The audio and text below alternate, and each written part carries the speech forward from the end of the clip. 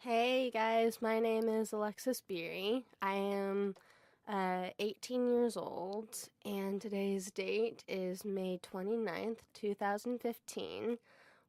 I am in Bethesda, Maryland right now with my mom, Retta Beery.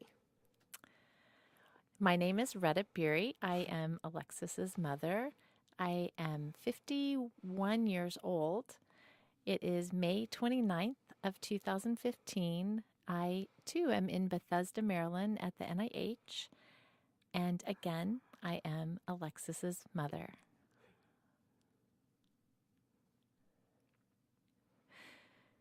So as I said, my name is Retta Beery, and I'm joined here today with my daughter Alexis Beery, and we have an incredible story that we wanted to share with you. My husband Joe and I actually have two other children.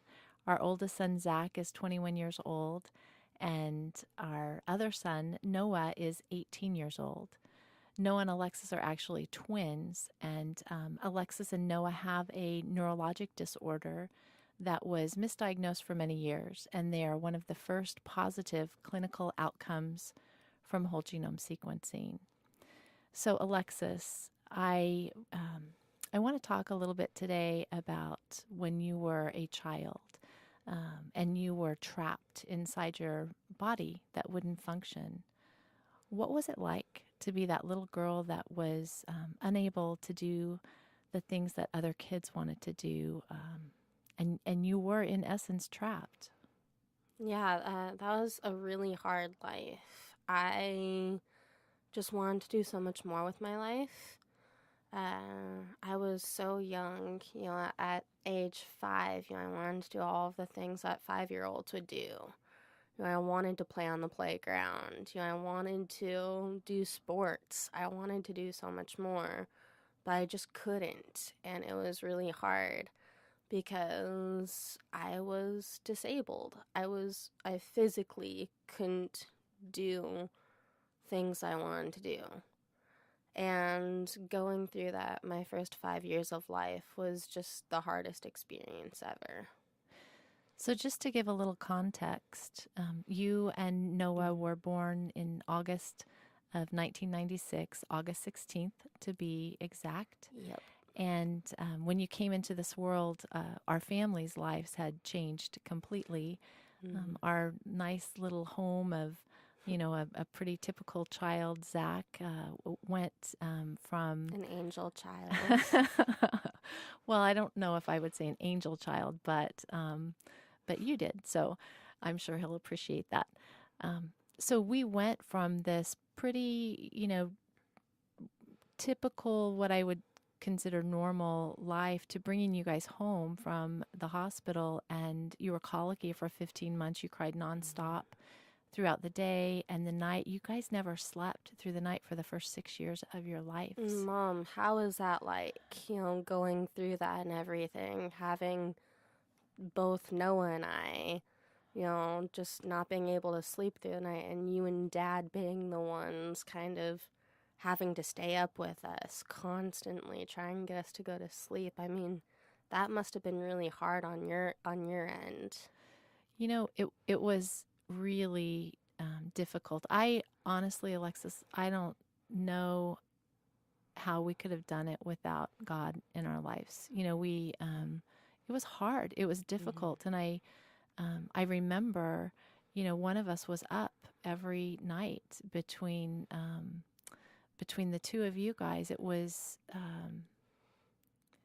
really challenging, and Mm-hmm. then you guys had all of your medical challenges as well. I Mm-hmm. At 9 months of age, we were sent to a pediatric neurologist and a pediatric gastroenterologist, an early intervention program. Mm-hmm. We were thrust into this world of medical odysseys and unknowns, and um, I remember you having seizures, your first grand mal at a year of age, and paramedics coming into our house, and that was kind of our new world with you guys. And test after test. Do you remember the time that you and Noah had your blood drawn over 100 times within your first year and a half of life?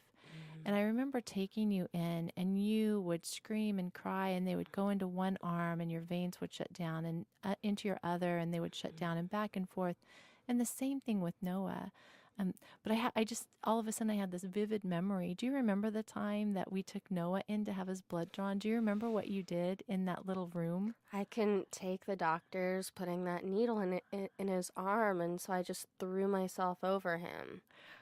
I'll I never couldn't, yeah, forget that. I couldn't take it. I'm like, get away from my brother. You just started screaming. It was Uh-huh. like, no, and you Yeah. thrust yourself on top of him because you had been through so much pain. And, Yeah. I remember, all the times that you and Noah were put under for test after test. And then when you guys were close to 2, they diagnosed you with cerebral palsy based on an MRI that was done on Noah. They found brain damage in the ventricle area of his brain, and that was a diagnosis that was based on substantiating evidence. So we thought it was like a textbook diagnosis. All the books that I had read, and then you were diagnosed with that as well. But then what happened? What the real turn was, at age 5, you started to get worse. And that's not really indicative of cerebral palsy, right? Yeah. That must have been a really scary time for you and Dad, kind of finally being able to, you guys were given an answer, and then that answer that you were given just like pretty much turned on you guys one day and was just, you had to continue your search again, for yet a different answer. And it just, none of that really made sense at the time to why the CP medication stopped working. I mean, that must have been really scary for you guys. It was really scary because what happened was we started to watch you kind of drift away.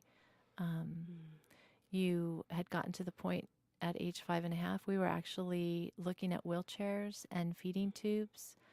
Alexis, we never thought you would live independently.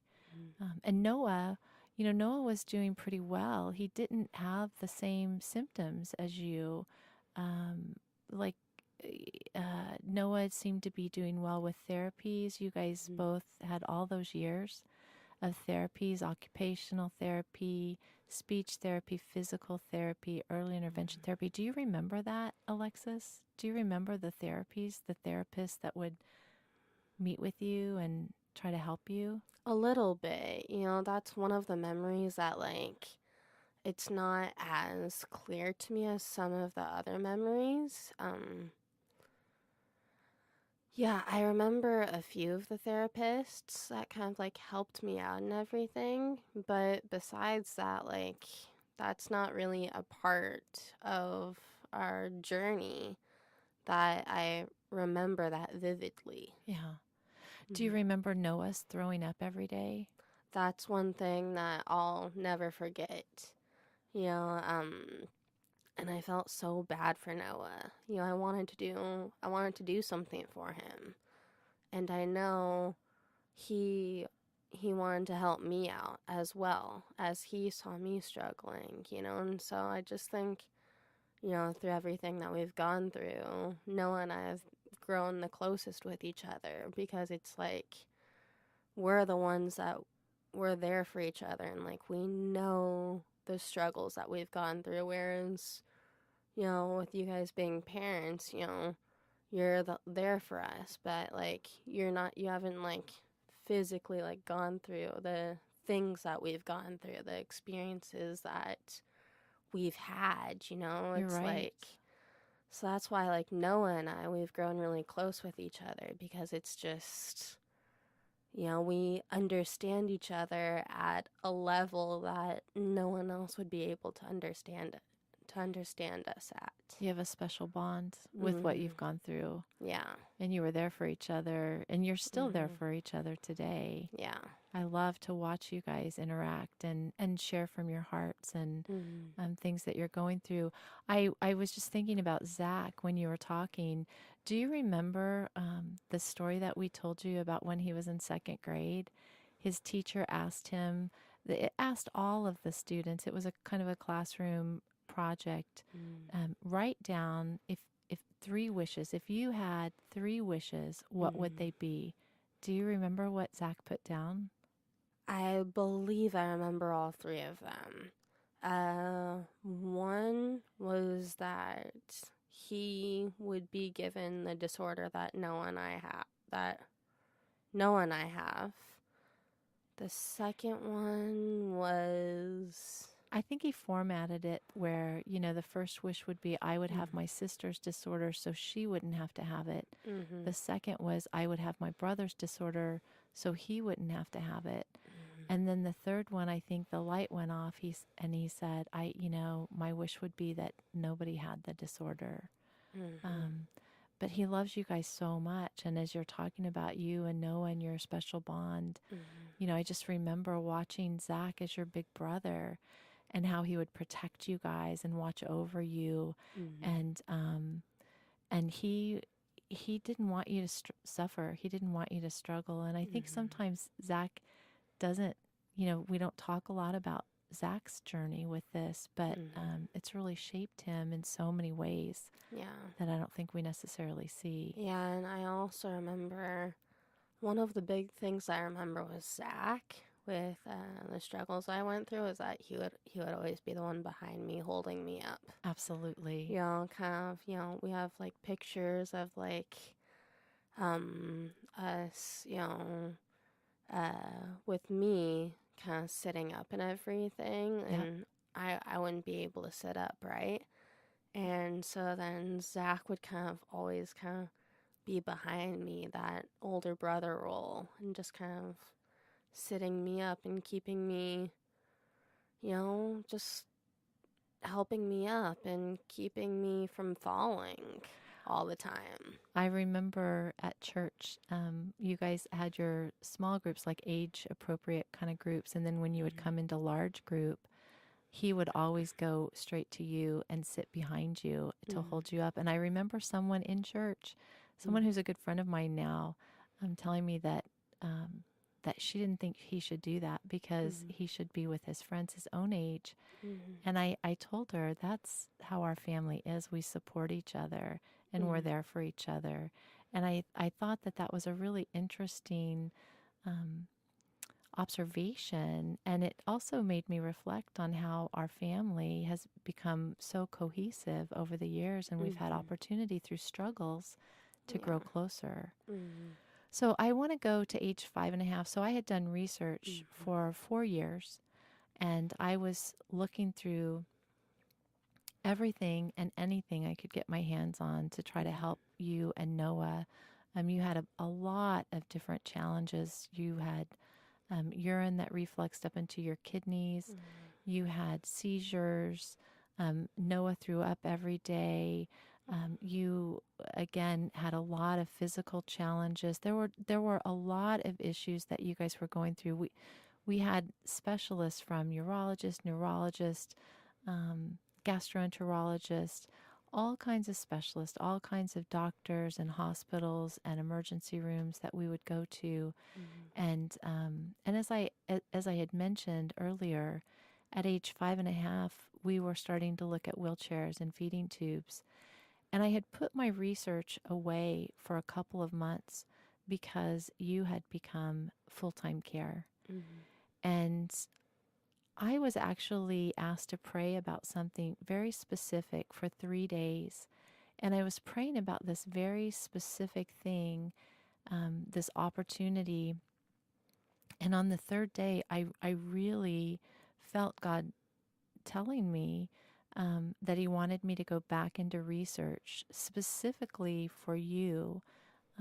And after 4 years of research, that very next day after that prayer, I went through about 60, 70 articles, and I came across an article that spoke of a different disorder that mimics cerebral palsy, but it's treatable with a medication.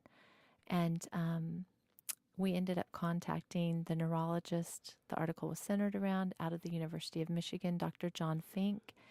We were, through a series, honestly, Alexis, when I first sent him the email, he was booked solid for 6 months. You know, I told him the idea our daughter had something that was treatable was beyond anything we could have dreamed or imagined possible. But I really believe God opened doors, and through a series of emails back and forth, he ended up getting 2 consecutive cancellations 5 days later. So we went out to Michigan. We met in Dr. Fink's office. And do you remember anything about that morning meeting, Dr. Fink? You were 5.5, so you're pretty Mm-hmm. young. Mm-hmm. Do you? That's another memory that I'm like, it's very like fuzzy to me. Like, Okay. yeah. I wondered. I mean, we've Mm-hmm. talked about a lot of things that We have happened talked that about day. it a lot, but I Well, don't remember a lot of it. we, he looked at you, he looked at Noah. We went back to see him in clinic that night, and he wanted to see you in your worst state. So that day, you could not. We went to lunch right after seeing him in the morning. You could not sit up in your chair. We had to support you at age 5.5. We had to support your back and hold you up. You couldn't swallow through a straw, a Sprite that we had gotten you. You no longer had the ability to do that. And that whole day was filled with crying, and we were carrying you. You couldn't even get out of the car. You were stuck. You were trapped, completely trapped. And then we started you on the drug L-Dopa. And that next day, you went from this little girl that was unable to do anything to this girl that was running around playing and doing things that we never thought possible. Do you have any memories of that, like us on the paddle boat by the playground? Do you remember that? So I remember the playground where like where you took me and everything, Right. and I remember when I first came home, Zach and everything. Zach couldn't believe that I just couldn't stop talking. I was the most annoying sister ever he had. Like, Do you know why? because before, like throughout my whole life, I wasn't able to talk. That's right. Because I literally like physically couldn't. You would say I a word mentally- and struggle for breath, say a word, and now you were Exactly. like, I just had so much that I wanted to say. There was no way that you're going to get me to stop. And so I remember that. That's a side of me that Zach never saw before, which I like that. I was able to annoy him so much that day. That's so funny. But the other memory that I really like remember vividly was when we were on the playground. Yep. And that was when that day, honestly, like I want to say like shaped my whole life and my whole future up until today and on. Because that day I found my ability to run. Like I was just running up and down the playground and no one was able to stop me. Not even this little boy that I caught on the playground, and he wouldn't go down the slide. I was so frustrated because I'm just like, like I wasn't going to let him stop me from running, from just, feeling free. Because I never felt that way before. I never knew how it was to feel free, to feel, to feel like I was just like broke out of these chains that's just been keeping me down and everything.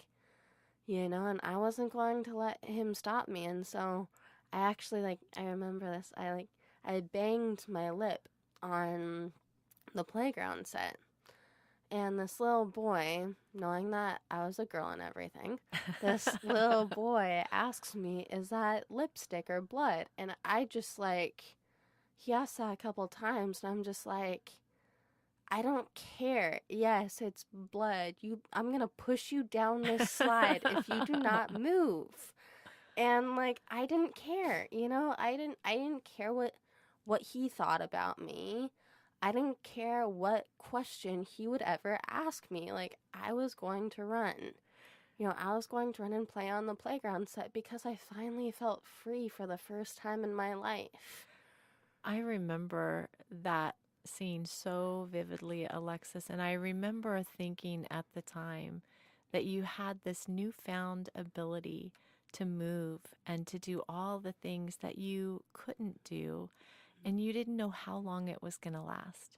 And Mm-hmm. you did not want to waste a single Mm-mm. moment of Yeah. this gift, of this Mm-hmm. ability. And I remember just thinking at the time, wouldn't it be amazing if we were all that way, not wanting to waste a single moment of the life we've been given? And there was such a passion in your eyes to run Mm-hmm. Yeah. and to play. Uh-huh.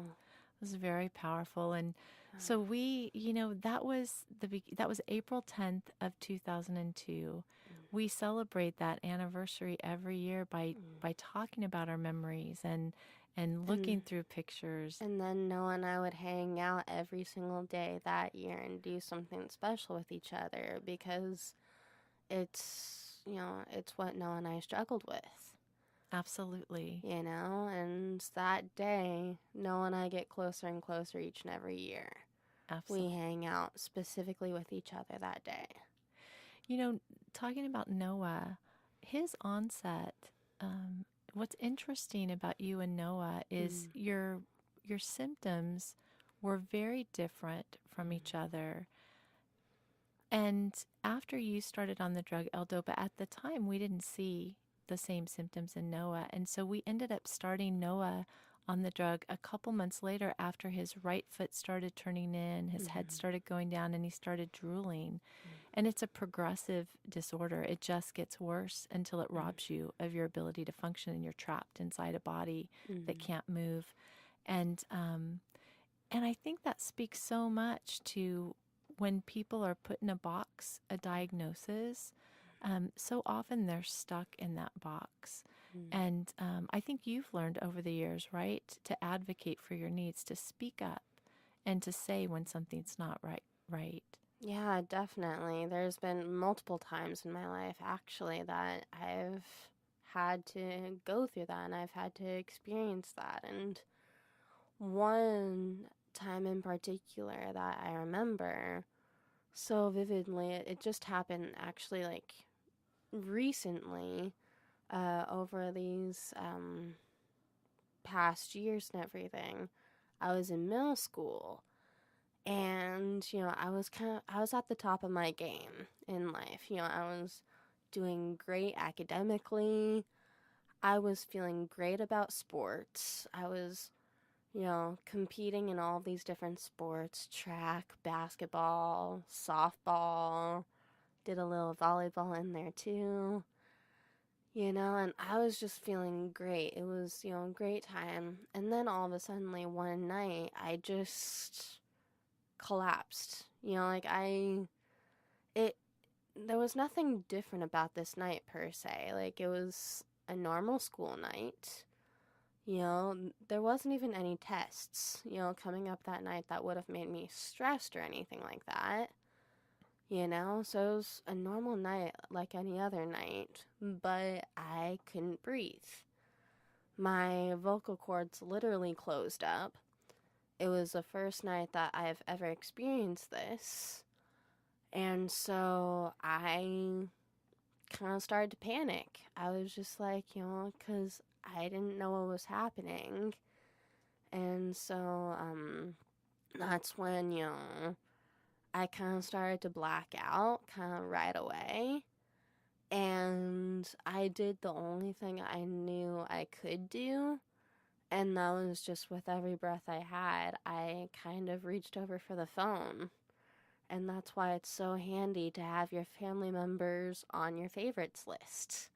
Because, I Not a good, just, yeah. I reached for my phone And I was able to just kind of, with a push of a button, kind of dial you in the middle of the night.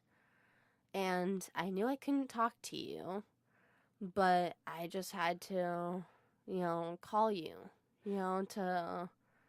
because I knew I wasn't going to make it through this night. And then you picked up. I'm so happy you did that night. You picked up, and, um, I just remember kind of, bringing up, on the phone, just the only word that I could really think of that I could muster up is help. That's all. And I'm pretty sure I said that like a couple of times too on the phone, like, help, and after I like hung up and everything, I saw the lights flicker on, and I heard you and Dad just race down the hallway. And it literally felt like you guys were like my heroes coming to my rescue, to come and rescue me. And, that was, the night that my face was turning blue.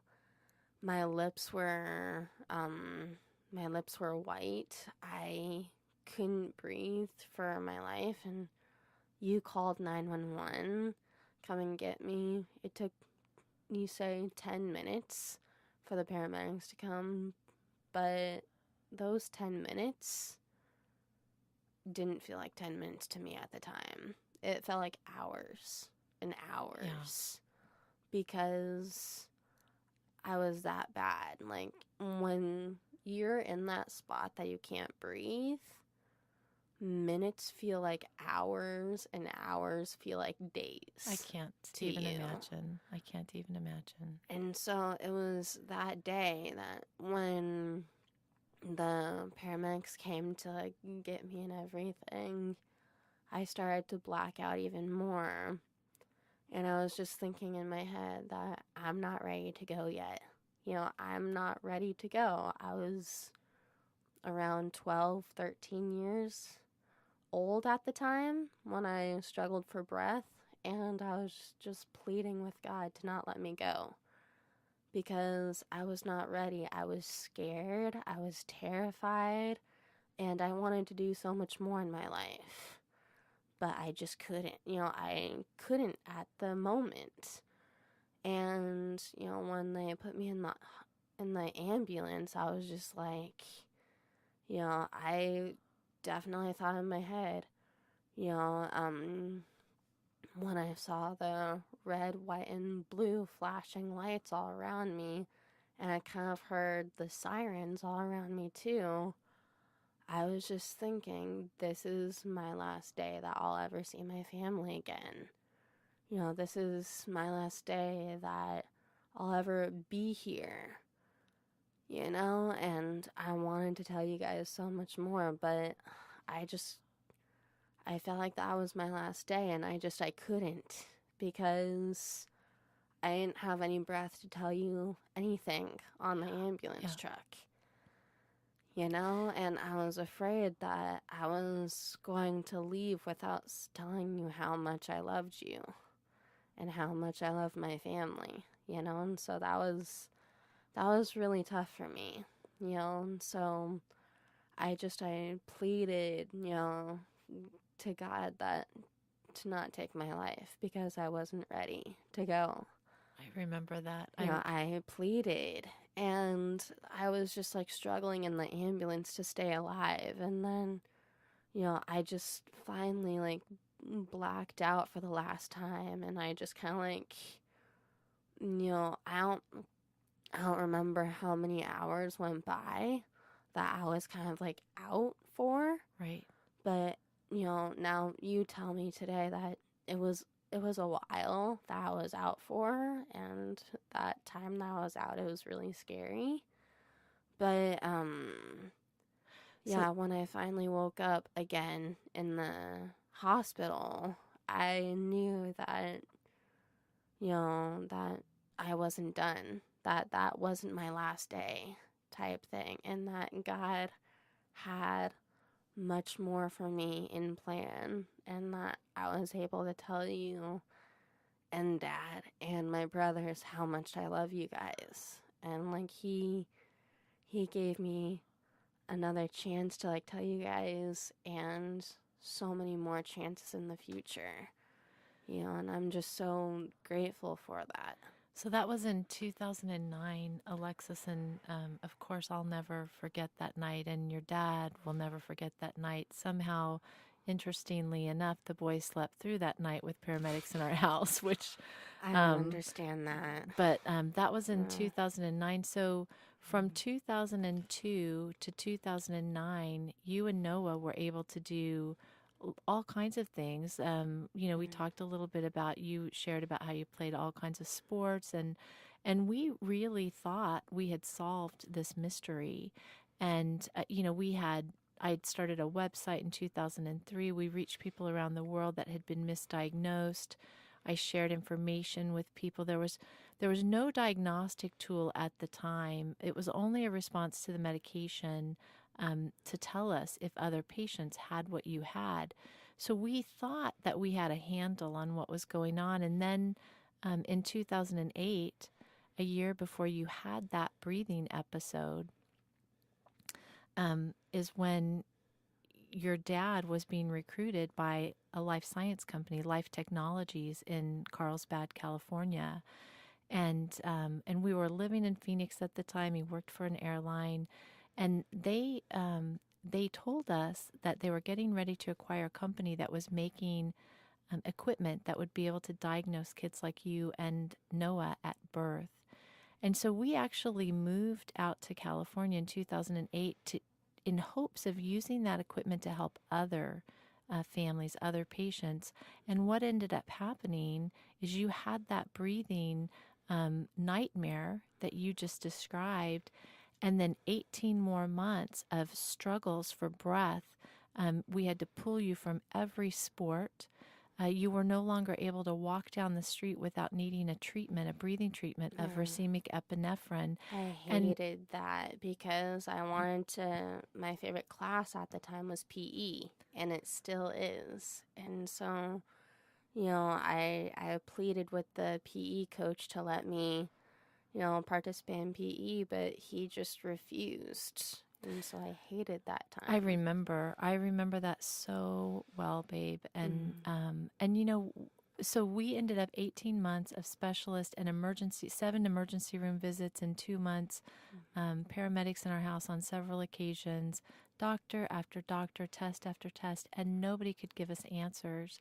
And then in 2010, of course, is when I heard about the advances of genomic sequencing, and I reached out to someone at Life Technologies, introduced myself, asked if we could have your whole genome sequenced, and we ended up engaging in this project with Richard Gibbs and Jim Lupsky from Baylor College of Medicine and the Human Genome Center and Life Technologies, and we had both yours and Noah's whole genome sequenced, and they engaged in this project thinking, maybe we'll find the mutation responsible for your neurologic disorder. I didn't care why we were doing it. I just wanted an answer to help your breathing.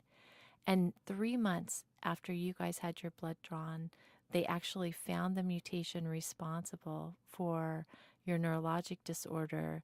And we were treating half of it with the L-DOPA, but we ended up, as you well know, adding an additional amino acid 5-HTP, something you can get over the counter, and you started breathing again. And do you remember, after 3 weeks of being on this new amino acid, you were able to go back and run track? Yeah. So, yeah, 3 weeks I was able to go back and run track, but actually, it only took, like, I want to say a week for me to be back on the treadmill and everything, and running on the treadmill. So I just couldn't wait to get back running again. When Alexis, you've been through so much. You've had opportunity to share your story on media. huge media outlets and reach people around the world that have been misdiagnosed. Kids that are in wheelchairs, unable to function, now playing tennis. Adults that have been in wheelchairs for 30 plus years, now walking and running. When you see that, how does that impact your life, and knowing that your life, all the struggles, all the problems that you went through are being used for such good, positive things? It's just amazing to see all of the many families that we've touched. You, myself, our whole family, and just how, just to see that it also like gives me hope in everything. And seeing all of our success stories, it's incredible to watch. Can you remember a specific person you've met? There's actually this one girl in particular, Lily Grossman. She's a really good friend of mine. And her story, she is in a wheelchair right now, 16 years old, I believe. She's your age. She's my age. She's a senior in high school. She's my age. I always forget that. But she was did the genome sequencing. Do you know how she did the genome sequencing?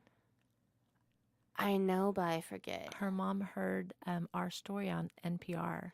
And so her mom, Lily, actually found me through LinkedIn and reached out to me. And then I talked to her mom, and we were able to help them into the right direction. Yeah.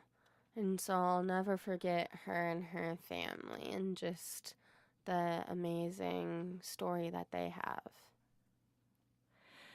And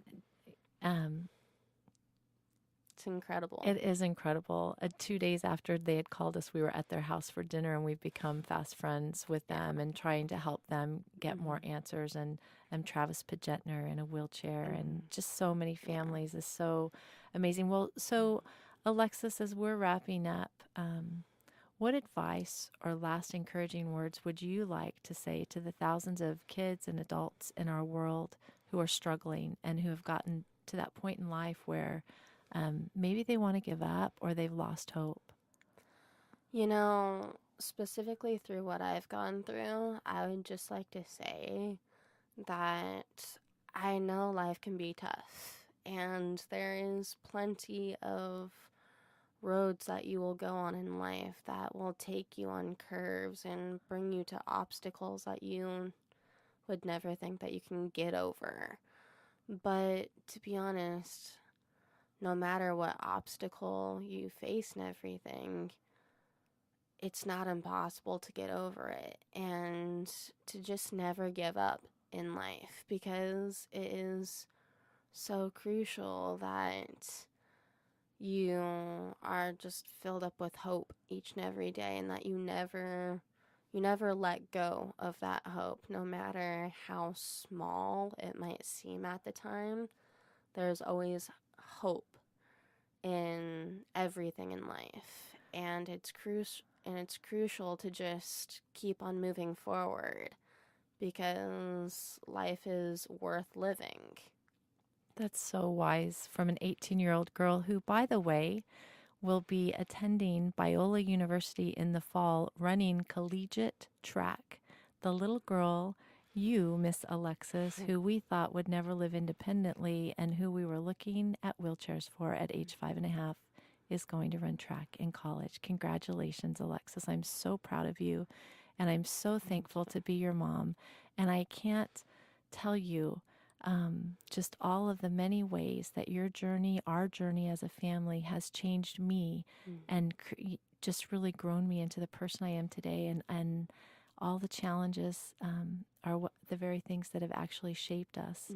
And God's used those things to help other people. So I love you, Alexis, so much, and I'm so thankful for you. Thank you, Mommy, because without you, I wouldn't be here today. I wouldn't be alive. You're the one that saved my life and that saved Noah's life. And if it wasn't for you, I would never see high school or college, let alone elementary school.